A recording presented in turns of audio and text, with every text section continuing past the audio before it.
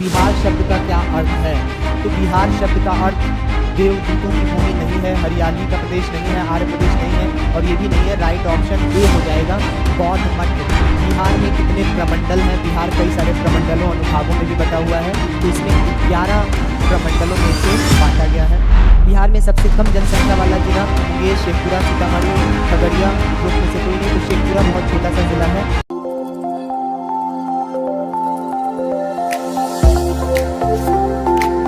स्वागत है आप सभी का एग्ज़ाम 30 के प्लेटफॉर्म पे। मेरा नाम रहबर नवाज है और आप देखना शुरू कर चुके हैं हमारे एग्ज़ाम 30 प्लेटफॉर्म को। जैसा कि आप सभी जानते हैं बीपीएससी 69 का एग्ज़ाम बहुत जल्द होने वाला है, फॉर्म भरे जा चुके हैं और बीपीएससी एग्ज़ाम में मॉक टेस्ट का बहुत ही ज़्यादा रोल रहा है। ऐसे में हमें ज़रूरत है कि हम किस प्रकार से मॉक टेस्ट को डील करते हैं, मॉक टेस्ट को पढ़ते समझते हैं, क्योंकि मॉक टेस्ट सिर्फ इसलिए नहीं करना चाहिए कि आप सिर्फ क्वेश्चन कितने सही और कितने गलत हो रहे हैं इसका अंदाज़ा लगा सकें, बल्कि मॉक टेस्ट इसलिए भी करना चाहिए कि आप ये एनालिसिस कर पाएँ कि किस सब्जेक्ट के कौन से पोर्शन में आप बहुत ज़्यादा मजबूत हैं और किस पोर्शन में वीक हैं। अगर ये चीज़ आप पहचान जा रहे हैं और एनालिसिस कर रहे हैं कि 150 प्रश्न में से कितना प्रश्न मैंने सही किया है, एक्यूरेट उसमें कितने माइनस मार्किंग निकालने के बाद सही आ रहे हैं, फिर उसके हिसाब से आप अपनी स्ट्रेटजी बनाते हैं, रणनीति बनाते हैं, तब मॉक टेस्ट आपके लिए साधक सिद्ध होगा, आपके लिए बेहतर सिद्ध होगा। अन्यथा मॉक टेस्ट लोग करते रह जाते हैं, उसका लाभ नहीं उठा पाते। मॉक टेस्ट का लाभ उठाने के लिए आपको तगड़ी एनालिसिस करनी होगी।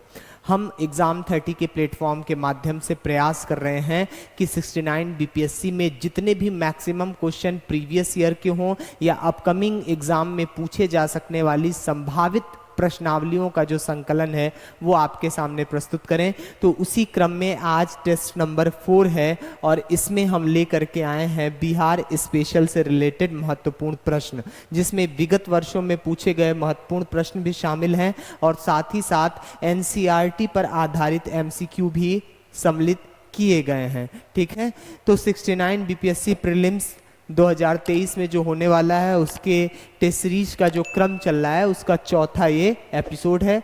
तो चलिए स्टार्ट करते हैं। पहला प्रश्न आपके सामने है कि बिहार दिवस कब मनाया जाता है?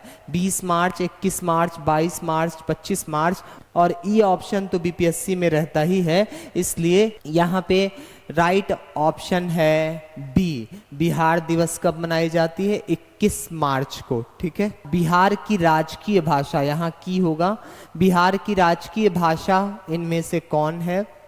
हिंदी उर्दू, संस्कृत उर्दू, हिंदी संस्कृत, इनमें से कोई नहीं। ये ऑप्शन कुछ और होना चाहिए था यहाँ पे। चलिए ठीक है, तो राइट ऑप्शन हो जाएगा ए, हिंदी और उर्दू बिहार की राजकीय भाषा है। हम सभी जानते हैं कि प्रत्येक राज्य अपने वहाँ किसी एक भाषा को राज्य की भाषा बनाएगा, राजकीय भाषा बनाएगा। ठीक है, ताकि सरकारी कामकाज में उसका प्रयोग किया जा सके। बिहार का राजकीय वृक्ष कौन सा है? बेल, पीपल, आम, नीम, कौन सा है इसमें? तो इसमें आप देखेंगे पीपल जो है बिहार का राजकीय वृक्ष है, और ये इसलिए भी है क्योंकि पीपल वृक्ष के नीचे तमाम ऋषि मुनियों ने साधना की और आंतरिक चेतना का विकास किया। महात्मा बुद्ध को भी जो पीपल वृक्ष के नीचे ज्ञान प्राप्त हुआ, इसीलिए बिहार में जो राजकीय वृक्ष अपनाया गया वो पीपल को अपनाया गया है। ठीक है, बिहार का राजकीय पुष्प क्या है? तो गेंदे को राजकीय पुष्प वो लोग बनाए हुए हैं। ठीक है, बिहार का राजकीय पशु बैल। ये जितने भी राजकीय पशु, पुष्प, ये सारी चीज़ें जो बिहार ने एडॉप्ट की हैं, ये कहीं ना कहीं भारत के सामाजिक आर्थिक जो स्ट्रक्चर है उस पे बेस्ड है। इकॉनमी में जो कृषि एक महत्वपूर्ण साधन रहा है भारत की जीडीपी का, उसमें कृषिगत कार्य कहीं ना कहीं बैलों के द्वारा किए जाते रहे हैं, इसलिए बैलों का भी काफ़ी ज़्यादा महत्व है भारत की आर्थिक व्यवस्था में। ऐसे में बैल को ही राजकीय पशु बनाया जाना बिहार के लिए काफ़ी प्रमाणित सिद्ध होता है और बेहतर सिद्ध होता है। बिहार में कितने प्रमंडल हैं? बिहार कई सारे प्रमंडलों अनुभागों में भी बटा हुआ है, तो इसमें 11 प्रमंडलों में इसे बांटा गया है। कितने जिले हैं बिहार में? 32, 34, 36, 38, तो 38 जिले हो गए हैं अभी टोटल।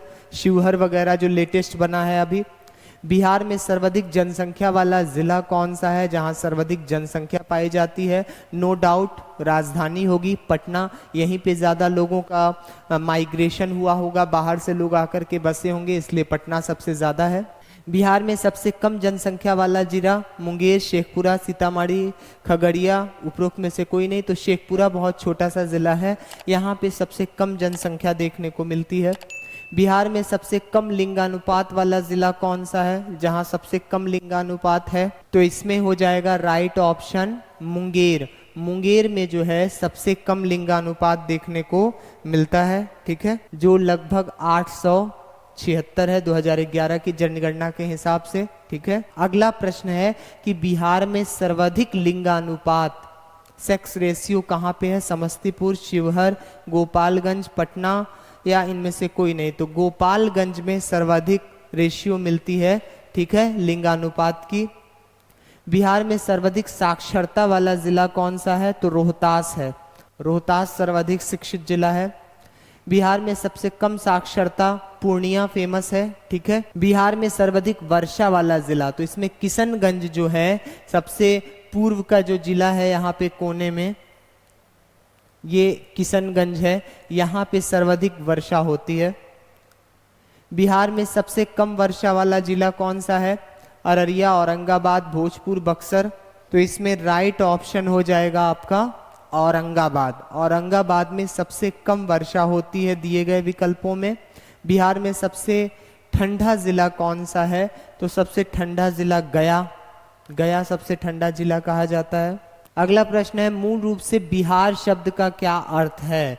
तो बिहार शब्द का अर्थ देवदूतों की भूमि नहीं है, हरियाली का प्रदेश नहीं है, आर्य प्रदेश नहीं है, और ये भी नहीं है। राइट ऑप्शन ए हो जाएगा बौद्ध मठ, क्योंकि बौद्ध मठों का निर्माण किया गया था ज़्यादा, तो पर्वतों को जो गुफा बना करके जिसमें बुद्ध की मूर्ति रखी जाती है उसे कहा जाता था बौद्ध मठ, ठीक है। और इन बौद्ध मठों में जो बगल में गुफाएं बनाई जाती थीं जिसमें ये बौद्ध भिक्षु रहा करते थे, वो कहलाते थे आपके विहार। उसी विहार के नाम पे बिहार का नाम पड़ा है, ठीक है। विहार जहाँ पे बौद्ध भिक्षु जिस गुफा में रहते थे, और अत्यधिक जैसे सुदामा, चौपड़, ये सभी जो गुफाएं बनाई गई हैं, ठीक है, बौद्ध भिक्षुओं के लिए नागदशक के द्वारा और सम्राट अशोक के द्वारा, तो इस वजह से जो है बिहार का नाम पड़ा है यहाँ से। बिहार में नमक सत्याग्रह कब आरंभ हुआ था? तो इस प्रश्न का अगर हम उत्तर देखें कि बिहार में नमक सत्याग्रह कब आरंभ हुआ था, तो 15 अप्रैल 1930 को बिहार में स्टार्ट हो गया था नमक सत्याग्रह, ठीक है। लोगों ने यहाँ पर मुख्यतः चौकीदारी कर न देने की बात कही, क्योंकि समुद्र के किनारे तो बिहार था नहीं, तो चौकीदारी न देने का, जो चौकीदारी पे कर दिया जाता था वो कर न देने की बात की गई, और साथ ही साथ कुछ नमकीन भूमि पर नमक बनाने का भी प्रयास किया गया था।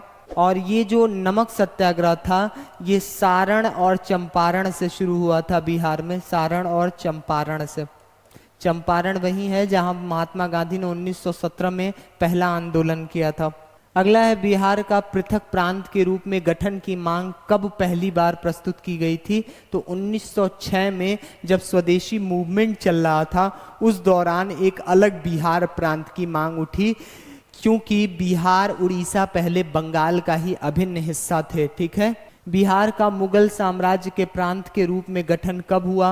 1580 में बिहार का मुगल साम्राज्य में एक प्रांत के रूप में सम्मेलन हो गया, यानी बिहार मुगल साम्राज्य का एक अभिन्न अंग कब बना? 1580 में, ठीक है। तो ये लगभग 20 प्रश्न थे बिहार से रिलेटेड। उम्मीद है आपको ये पसंद आया होगा। अब तक अगर आपने एग्ज़ाम 30 के चैनल को सब्सक्राइब नहीं किया है तो कर लीजिए। बहुत जल्द बहुत सी शानदार टेस्ट सीरीज मॉक टेस्ट आपको देखने को मिलेगी, न सिर्फ बीपीएससी बल्कि एसएससी, एमटीएस, सीएचएसएल और सीजीएल के लिए भी लगातार हम काम कर रहे हैं। चाहे वो जीएस का पोर्शन हो, मैथमेटिक्स हो, रीजनिंग हो, इन सभी पे हमारा पूरा फोकस है।